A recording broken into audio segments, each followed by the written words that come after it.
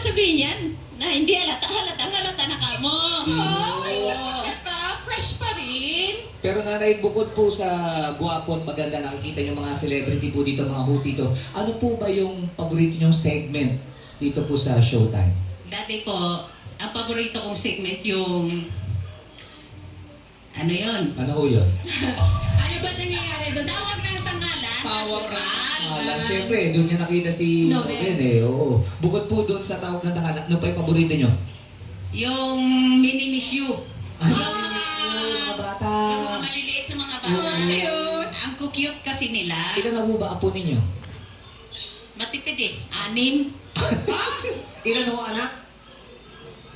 13 yan. 2 ang nawala. 11 ang buhay. Ah, kaya sinasabi niya matipid kasi 11 ang anak, Oo. 6 pa lang yung apo. Grabe. Oo. Correct. Ah? Oo. So, nagiging bonding niyo po ba ng buong pamilya, yung mga anak ninyo, plus yung mga apo, ang pagpapanood ng Showtime? Siyempre naman. At saka nagagalit ako kapag hindi nila binubuksan ang TV. Ay, yun ang kaaway. Sino kaaway niyo sa TV? Yung anak ko. Kasi ang gusto niya, cartoons. Ah, bata po ba ang kasi?